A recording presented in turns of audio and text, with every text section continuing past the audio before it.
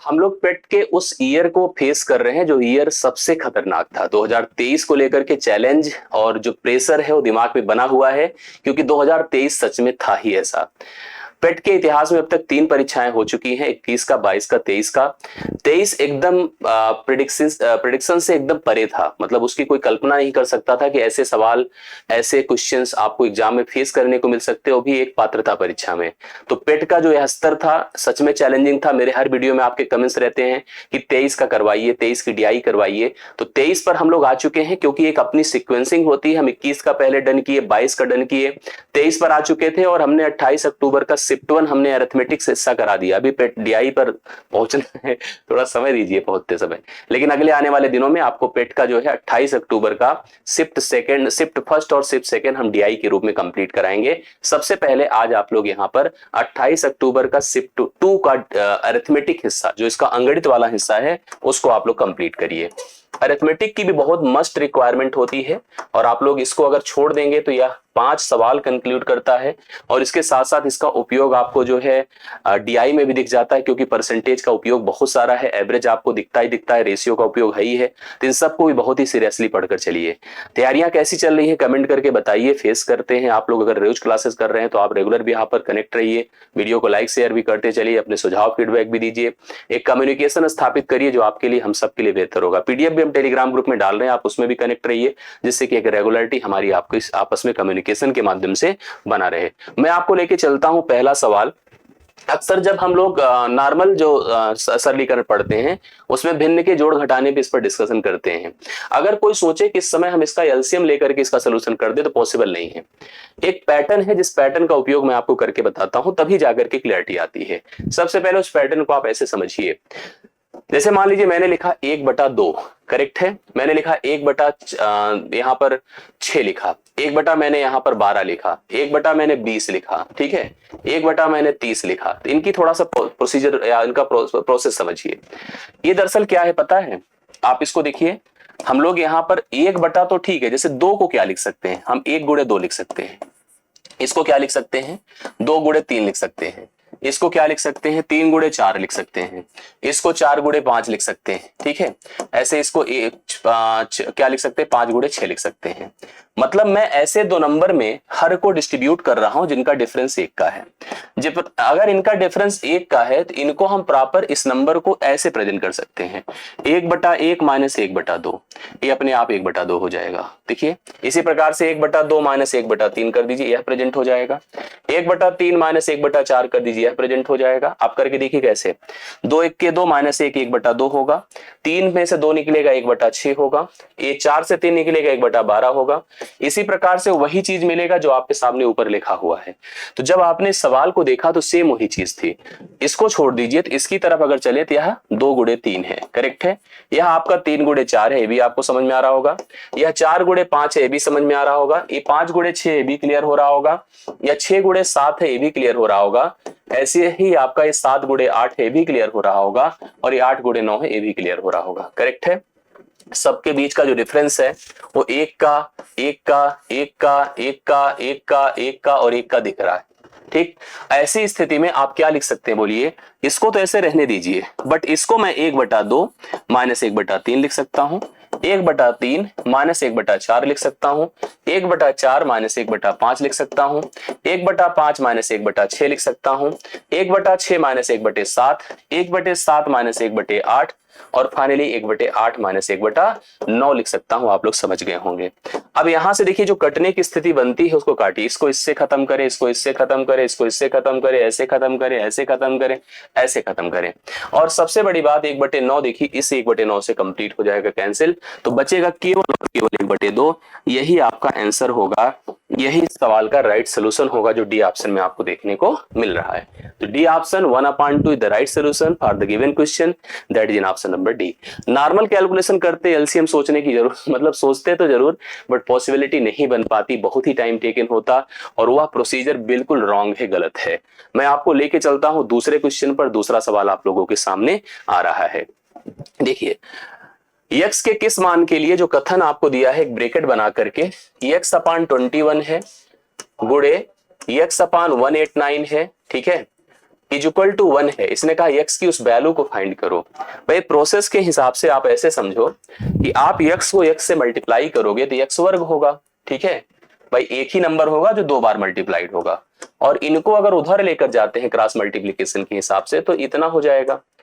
अब आप गुणा मत करने लगिए, इतना तो प्रोसेस सबने पढ़ा है कि इसका अर्थ है कि 21 इंटू 189, ऐसे ही सबने पढ़ा है। अब इसका फैक्टराइजेशन कर लीजिए, जैसे 21 को क्या लिख सकते हैं पता है, 3 इंटू 7 लिख सकते हैं। 189 को क्या लिख सकते हैं, 2 9 18, सॉरी 3 छंगे 18, देखिए किससे कट रहा है, 9 से कट रहा है, या 3 से, 3 छंगे 18, 3 3 9 63 हो गया, मैंने 3 से एक बार काटा है, ठीक। जैसे ऐसे है, देखिए आपके सामने स्थिति है, 189 था, 3 से काटा, फिर 3 से काटिए, 3 2 6, 3 1 के 3, अब चाहते तो 21 रहने देते, हमें कोई जरूरत नहीं थी, इसके फैक्टराइजेशन की नीड नहीं है, ऐसे इसको रहने दीजिए प्लीज, क्योंकि हमें वर्गमूल में पेयर बनाना होता है। 21 रखिए और 21 रखिए, गुणे आप यहाँ पर 9 कर दीजिए, करेक्ट है। 21 गुणे 21 जब वर्गमूल करेंगे तो एक नंबर 21 बाहर आएगा वर्गमूल की तरह, और 9 का वर्गमूल सबको पता है 3 होता है, 21 या 63, अर्थात यहाँ पर x की जगह 63, यहाँ 63, तो ऑटोमेटिकली ये वैल्यू पूरी तरह से कैंसिल होकर के आंसर कितना दे देगी, 1 दे देगी अगर हम सोल्यूशन करते हैं तो x का मान एग्जैक्टली 63 होगा, जो हम यहाँ सब्स्टिट्यूट करके 1 रिसीव कर सकते हैं, 1 प्राप्त कर सकते हैं। अंगणित उतना फिर भी कंफ्यूज इस वाले में तो नहीं किया था, लॉजिकली आप कर सकते थे, 5 सवाल अच्छे स्तर पर कर सकते थे, क्योंकि इतनी प्रिपरेशन हम सबकी है, इतनी तैयारी हम सबकी रहती है, इतना स्टैंडर्ड आपको क्लासेस में पढ़ाया भी जाता है। करड़ी का ये सवाल देखिए, क्वेश्चन है 81 की पावर -1, करेक्ट है, गुणे 3 की पावर -5 है, यस, 3 की पावर 9 है, 64 की पावर 5/6 है, ठीक है, गुणे क्यूब रूट ऑफ 3 है, कि होल पावर बताएं कितना है, ऐसे कर दीजिए, यहां पर 6 है। मुझे इसका प्रॉपर सोल्यूशन करना है, आप लोग ध्यान से देखिएगा क्या लिखा जा सकता है। हम सब जब तक बेसिस को, भाई हमने इंडिसेस में इतना तो पढ़ा ही है स्त्री कि हम बेसिस के अकॉर्डिंग जा सकते हैं। जैसे हम इसको 3 की पावर कितना लिख सकते हैं, 4, और ऑलरेडी पावर कितना लगा है, -1, इसको हम 3 की पावर -5 देख रहे हैं, यहाँ 3 की पावर 9 बिल्कुल सही दिख रहा है, यहां पर भी आप 64 देख रहे हैं, 64 को हम 2 की पावर लिख सकते हैं, भाई इतना तो हम वैसे भी तैयार करवाते हैं कि 64 को हम 2 की पावर 6 लिख दें, और होल पावर 5/6 लिखा है। एक बात जाने रही, अगर लिखा हो n तो root of a, that means a की पावर 1/n होता है। सेम इसी तरह से 3 की पावर सबसे पहले आप 1/3 करो, और ऑलरेडी देखिए आपके पास यहाँ पर 6 लगा है, ठीक है। कुछ बातें और समझिए हमारी, मानिए उसको कैसे करा जाएगा। जैसे अगर कहीं लिखा हो a की पावर m की पावर n, तो इसका मतलब सिंपली पावर मल्टीप्लाइड हो जाता है with power, m into n हो जाएगा। इसी का उपयोग यहां पर करिए तो 3 की पावर -4 होगा, 3 की पावर -5 है, 3 की पावर 9 है, और इसको तो छोड़ दीजिए, इसकी तरफ चलिए, यहां पर भी आप समझ गए होंगे, 2 की पावर 6 गुणे 5/6 है, 3 की पावर 1/3 गुणे 6 है। जितना अब तक कैंसिल हो उसको खत्म करिए, जैसे 3 दूना 6 हो जाएगा, 6 6 से खत्म हो गया, बाकी सब कुछ क्लियर है। एक बात और समझिए, a की पावर अगर m है और a की ही पावर n है, मतलब बेसिस सेम है, तो simply we can add the power m plus n कर सकते हैं, अर्थात 3 की पावर -4 -5, भाई देखिए जितने पावर से सब खत्म करिए, -4 -5 प्लस 9, और यहाँ पर कितना है, 2 है, करेक्ट है। और इधर देखिए 2 की पावर आपके पास कितना है, 5 है, सही है। ये आपका देखिए हो कितना जाएगा, ये दोनों कंप्लीट हो जाएंगे, ये खत्म हो जाएगा, तो केवल और केवल 3 की पावर 2 बनेगा, और यहाँ 2 की पावर 5 बनेगा, 2 की पावर कितना बनेगा, 5, समझ रहे हैं, यस। अब आप आगे देखो, 3 की पावर 2 9 होता है, और 2 की पावर 5 कितना होता है बताइए, 32 होता है। कितना, 2 की पावर 5 32 होता है। 9 दूना 18, 9 त्रिक 27, 1 28, 9 त्रिक 27, 1 200 कितना हो रहा है, 88। इस सवाल के लिए राइट सोल्यूशन पहला ऑप्शन है 288, आप लोग नोट कर सकते हैं। बढ़िया सवाल था, मैंने पूरा एक एक स्टेप लिखा है, शॉर्ट में नहीं किया, और आई होप इस तरह के इंडिसेस पर आपको काम करना चाहिए, और आपको समझ में सवाल आया होगा, मैं इस बात के लिए एकदम श्योर हूं, कन्फर्म ना। चलिए आइए हम लोग चौथे सवाल पर आते हैं। देखिए एवरेज का सवाल है, और बहुत ही लॉजिकल सवाल है। इस सवाल को अगर आप पढ़ोगे तो आपको लगेगा इसमें क्या ही रूल लगाया जाए, तो मतलब लॉजिक पर है, सोचने पर है, ऑप्शंस पर है, बहुत विचार करना पड़ेगा। गीता की राय में उसका वजन 55 किलोग्राम से अधिक, गीता अपना एनालिसिस करती है और अपने वजन के बारे में अनुमान देती है, और कहती है कि उसका वजन 55 से ज्यादा है लेकिन 62 से कम है। मतलब उसका कहना है कि भाई 55 से ज्यादा हूं लेकिन 62 से कम हूं। दूसरा, उसकी माता कहती नहीं नहीं, तुम 50 से ज्यादा हो लेकिन 60 से कम हो, मतलब 50 और 60 के बीच तुम्हारा वजन है। भाई का कहना नहीं नहीं तुम 58 से कम हो भाई, 58 से ज्यादा नहीं हो सकती हो। सभी अपने अपने अनुमान में सही हो तो गीता के विभिन्न संभावित वजनों का औसत, मतलब जितने वजन हैं अलग अलग उनका औसत क्या होगा, जो संभावित वजन हो सकते हैं। सबसे पहले गीता की ही बात करते हैं। गीता के वजन को अगर यक्स मान ले तो उसका कहना है कि उसका वजन 55 से ज्यादा है बट 62 से कम है, तो 55 और 62 के बीच उसका वजन है, करेक्ट है। उसकी मदर का कहना है कि उसका वजन 50 से ज्यादा है और 60 से कम है, तो 50 और 60 के बीच में है। भाई कहता है उसका ऐसा है, उसका वजन जो है लेस देन, देखिए ऐसे लेस देन कितना है 58 है। 58 से क्या है बताइए, उसका वजन लेस देन 58 है, x इज लेस देन 58।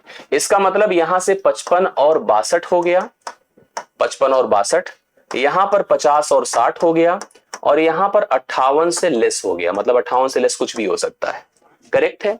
हमको एक ऐसा आंकड़ा चाहिए जो सबके लिए कॉमन हो, जो सब में सेटिस्फाइड हो। तो अगर हम सबसे मिनिमम देख रहे हैं तो मिनिमम, जैसे यहां पर देखिए मिनिमम 50 है, सबसे मिनिमम सोचो 50 है, और सबसे मैक्सिमम कितना है 62 है। लेकिन अगर हम मिनिमम 50 लेंगे तो गीता सेटिस्फाइड नहीं होगी।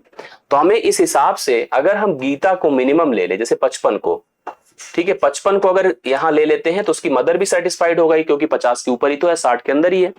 और यहां पर जो हमारे पास एक क्राइटेरिया है जिसमें 60 है, तो 60 के अगर मैं अंदर ले लूं तो उसकी मदर भी सेटिस्फाइड हो गई, गीता भी सेटिस्फाइड हो गई, लेकिन 60 के ऊपर जाते तो मदर सेटिस्फाइड नहीं होती।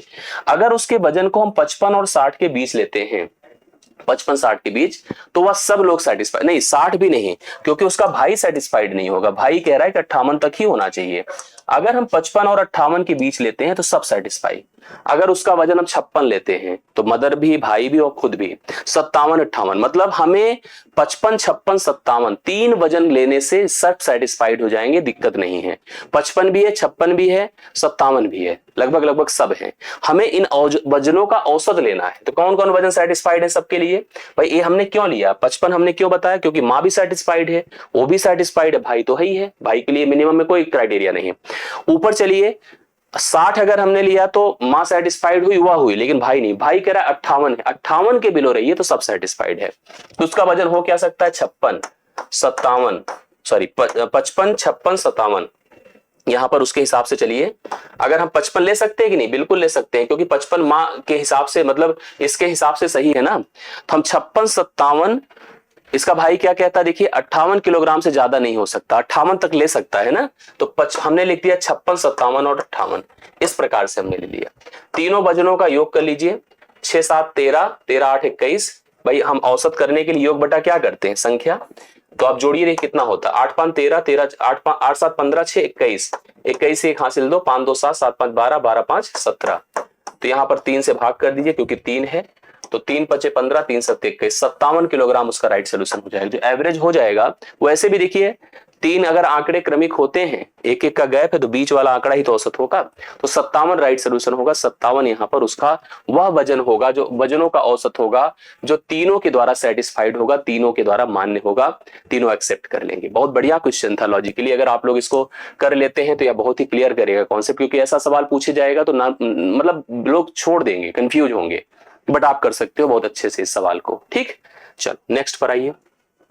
ये भी देखिए सरलीकरण का ही सवाल है, 0.0203 है, गुणे कितना है 2.92 है, भाग करना है 0.0073 गुणे 14.5 गुणे 0.7। दशमलव को सबसे पहले खत्म करिए दशमलव के स्थानों के हिसाब से, जैसे यहाँ 4 स्थान, यहाँ 2 स्थान, यहाँ 4 और मिला के 2, तो सारे दशमलव आपके गायब हो जाएंगे। देखिए 4 स्थान, 2 स्थान, 6 स्थान, यहाँ 4 स्थान, 1 5 1 6, तो देखिए खत्म कर दिया। तो इस हिसाब से 203 ऊपर हो गया, 292 नीचे हो गया।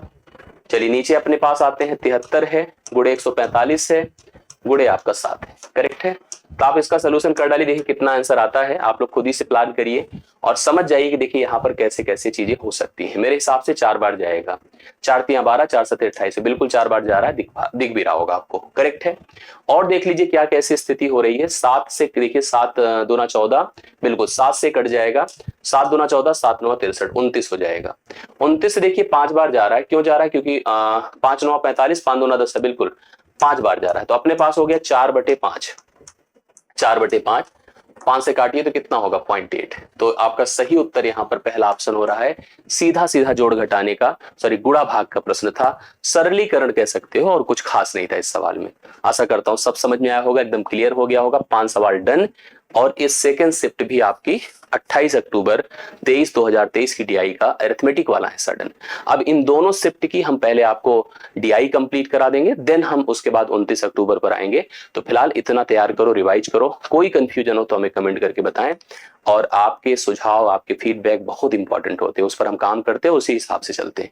बहुत बहुत धन्यवाद, थैंक यू सो मच। मिलता हूं नेक्स्ट क्लास में, थैंक यू सो मच।